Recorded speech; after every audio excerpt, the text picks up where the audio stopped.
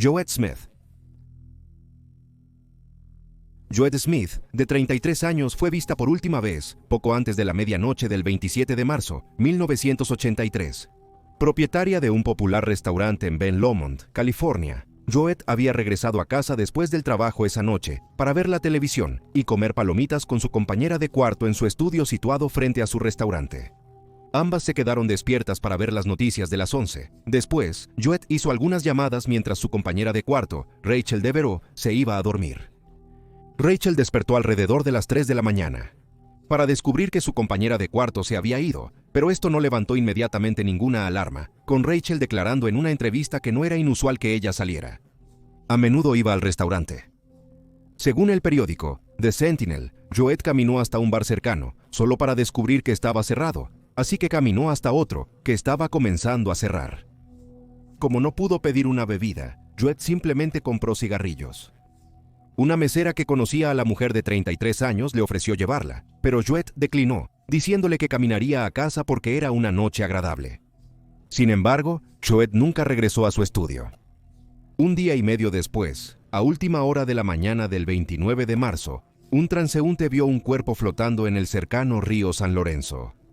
Joette todavía llevaba su collar de perlas, así como una sola media y bota. La capa y otras prendas que solía usar fueron encontradas cerca. Había sido golpeada, violada y estrangulada hasta la muerte.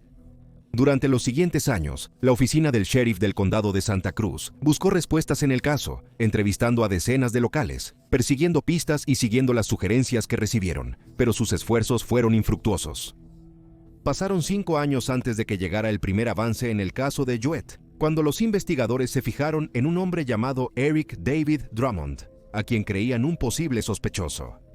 Drummond había cometido una gran cantidad de delitos violentos, incluyendo varias condenas por agresión sexual en California y Nevada, y las autoridades tenían razones para creer que una vez había invitado a Joette a salir mientras comía en su restaurante, Buffalo Gals. Los detectives sabían que el hombre había huido del estado tras el asesinato. Toda esta información hizo de Drummond un fuerte sospechoso en el caso, pero los funcionarios del condado de Santa Cruz declararon que esta evidencia circunstancial por sí sola no era suficiente, y en ese momento simplemente no había evidencia física que lo vinculara con la escena. Después de la muerte de Joette, Drummond cumplió 16 meses en prisión por intento de asesinato y asalto en Redding, California, antes de abandonar el estado. En 1988, cumplió 4 años de prisión en Nevada por un violento ataque a una familia que involucró agredir al padre y robar un vehículo. El caso de Joette permaneció sin resolver por décadas. En 2022, los investigadores reexaminaron el caso sin resolver. Enviaron la ropa de la mujer de 33 años para su examen y con la ayuda de técnicas forenses modernas, establecieron un perfil de ácido desoxirribonucleico del asesino. En agosto de ese año, Drummond, de 64 años, fue identificado con el ácido desoxirribonucleico.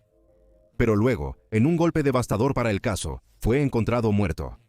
En una publicación de Facebook anunciando los recientes desarrollos, la oficina del sheriff del condado de Santa Cruz escribió, desafortunadamente, mientras estaban dando los pasos finales de la investigación para obtener una orden de arresto, Drummond decidió terminar con su propia vida en las colinas del condado de Sierra. Agregaron que aunque Drummond nunca enfrentará cargos en el caso, las pruebas que las autoridades obtuvieron habrían sido suficientes para una condena, y por lo tanto, han cerrado el caso de Joette, considerándolo oficialmente resuelto. Creían que Drummond había matado a Joette en represalia por su rechazo hacia él.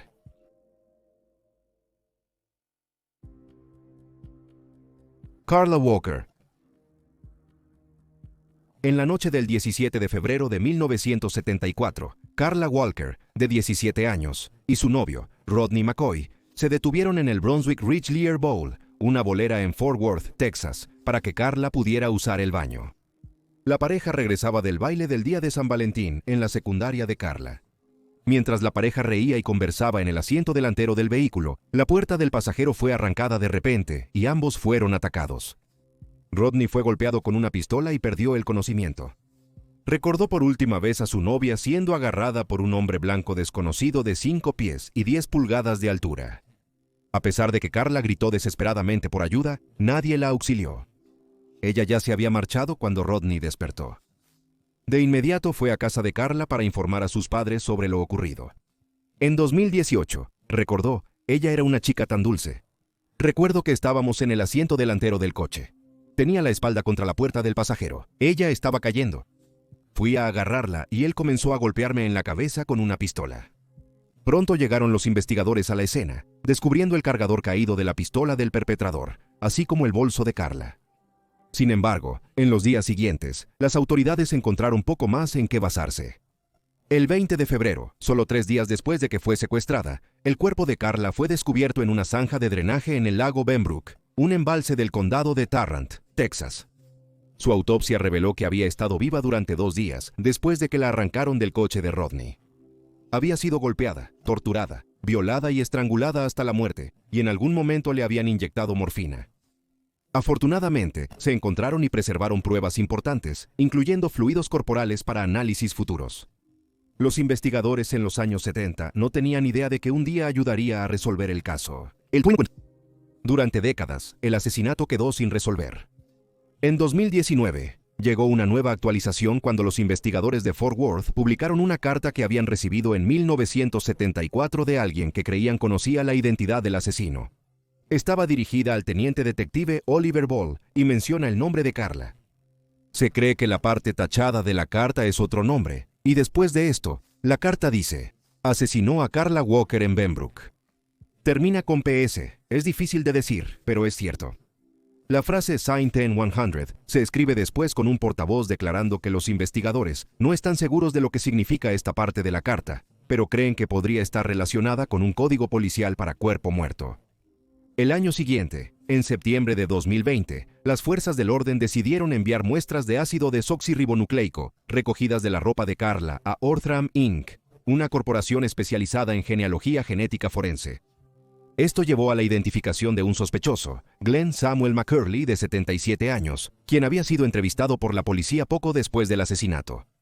Se había hablado con McCurley porque recientemente había comprado una pistola Ruger de calibre 22, que utilizaba el mismo cargador que el que se dejó caer en el lugar del secuestro. Sin embargo, McCurley había informado a la policía en ese momento que su arma había sido robada de su vehículo. Después de pasar una prueba de polígrafo, fue descartado de la investigación. Después de que se identificó a McCurley, los investigadores lograron obtener varias muestras de ácido desoxirribonucleico que indicaban que él era el perpetrador. Un hisopo de mejilla adicional tomado directamente de McCurley solidificó la coincidencia, y él fue arrestado y acusado del asesinato de Carla. En agosto de 2021, McCurley fue enjuiciado. Se mostró como evidencia la pistola Ruger .22 de McCurley, descubierta en su casa, contrario a su afirmación de que había sido robada. En el tercer día del juicio, McCurley cambió su declaración a culpable y finalmente fue condenado a cadena perpetua. Sin embargo, notablemente, se negó a admitir el asesinato de Carla hasta 2022. Antes de eso, afirmó que se declaró culpable porque, cito, ya había tenido suficiente acoso. Aunque a McCurley nunca se le imputaron más delitos, los investigadores sospechan que pudo haber sido responsable de otros secuestros y asesinatos en el área de Fort Worth durante los años 70 y 80.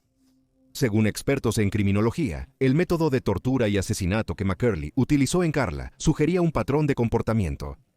Hay varios asesinatos sin resolver por estrangulamiento alrededor del tiempo de la muerte de Carla, que los investigadores creen que podrían estar vinculados a McCurley.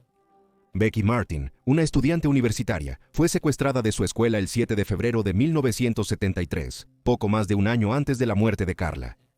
Los restos de Becky fueron hallados semanas después en una zanja de drenaje en West Fort Worth. June Ward, de 25 años, fue descubierta en South Fort Worth en la cuadra 1000 de West Fuller Avenue el 18 de febrero de 1977. La policía pensaba que buscó ayuda tras problemas con su vehículo. Ambos casos aún están sin resolver. McCurley estuvo encarcelado en la unidad Gibb Lewis, una prisión estatal cerca de Woodville, Texas, hasta su muerte el 15 de julio de 2023.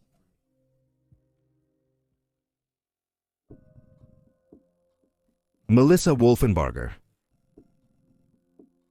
Nacida en Atlanta, Georgia en 1977, Melissa Dawn Patton se casó con su novio de la escuela secundaria, Christopher Wolfenbarger, poco después de graduarse. Lista para comenzar de nuevo, ella y Wolfenbarger se mudaron a otra parte de la ciudad, lejos de la familia de Melissa, y tuvieron 2 hijos, Joey y Chrissy. Según todos los relatos, Melissa disfrutaba de la maternidad y su familia la describía como alegre, amable y confiada.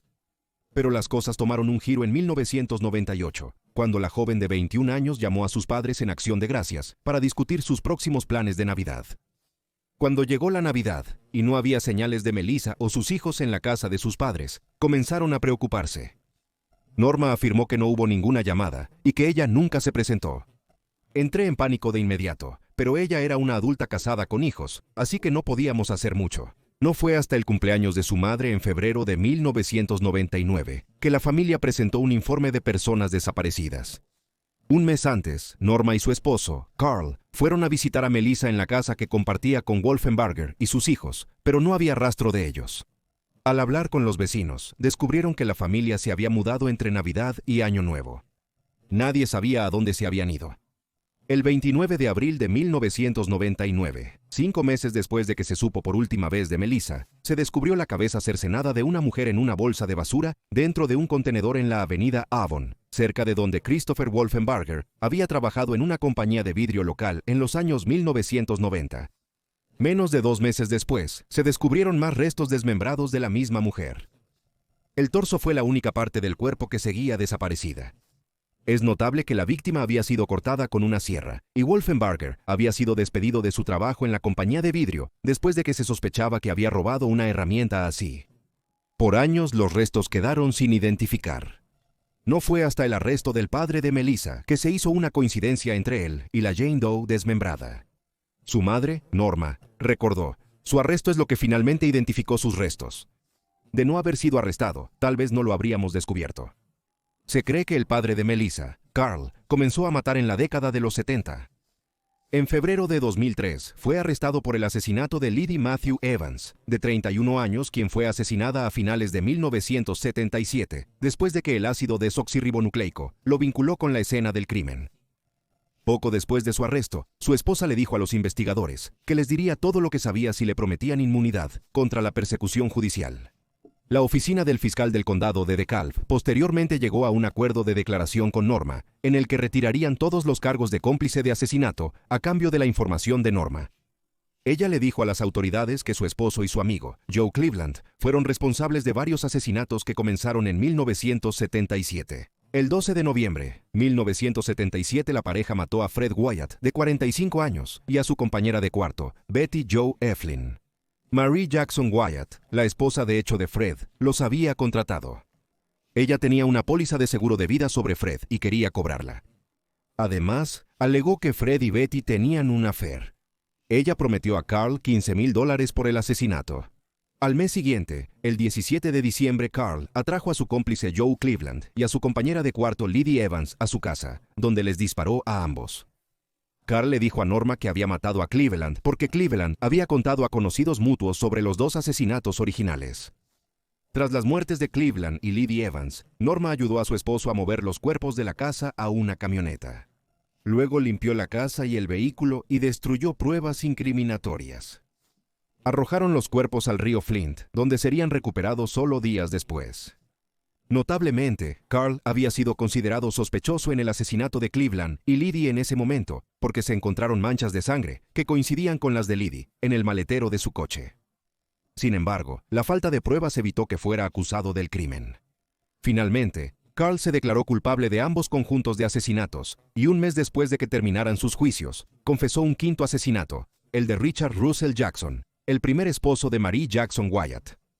Fue asesinado a tiros en 1973. Carl agregó nuevamente que había llevado a cabo el golpe en nombre de Marie y que Joe Cleveland le había ayudado con el asesinato. También se declaró culpable de este asesinato en mayo de 2003. No se pudo acusar a Marie Jackson Wyatt, ya que murió en 1988. Por un breve tiempo se creyó que Carl había matado a su propia hija después de que se reveló su pasado, pero finalmente fue descartado como sospechoso. No fue hasta el 2017 que el caso de Melissa finalmente volvió a moverse, cuando un podcast llamado Zona 7 cubrió la historia del asesinato y un testigo se presentó. Su información fue entonces enviada a la policía, y 3 meses después, en agosto de 2024, el esposo de Melissa fue arrestado y acusado de su asesinato. A principios de los 2000, Wolfenbarger le dijo a los investigadores que Melissa lo había dejado porque quería empezar de nuevo en California. Los investigadores consideraron a la persona de interés desde el inicio debido a sus antecedentes penales de violencia doméstica, pero no contaban con suficientes pruebas para detenerlo y acusarlo. En este momento, no está claro qué evidencia específica ha vinculado a Wolfenbarger con el delito, ya que los investigadores desean proteger la integridad del caso en el futuro. La madre de Melissa, Norma, y su hermana, Tina, no se sorprenden de que Wolfenbarger sea el responsable. Tina supo que Melissa había dejado a su esposo el verano antes de desaparecer, después de que él fue físicamente abusivo con ella, golpeándola y arrastrándola por el pelo al costado de una carretera. Aunque Melissa había presentado cargos contra Wolfenbarger, quien había sido abusivo con ella durante algún tiempo, finalmente abandonó el caso y volvió con él. Norma declaró que la violencia doméstica ha sido un problema desde el primer día. Se fue por el abuso que sufrió. Creo que volvió con él, pero en un momento dijo, voy a llamar a mamá y me voy a casa, y quizás fue entonces cuando él perdió la cabeza. El caso aún está en curso. Y ahí tienes los hechos. Por favor, comenta tus ideas y reacciones, dale like al video y suscríbete para apoyar el canal. Gracias por ver, mantente alerta, mantente seguro y nos vemos la próxima vez.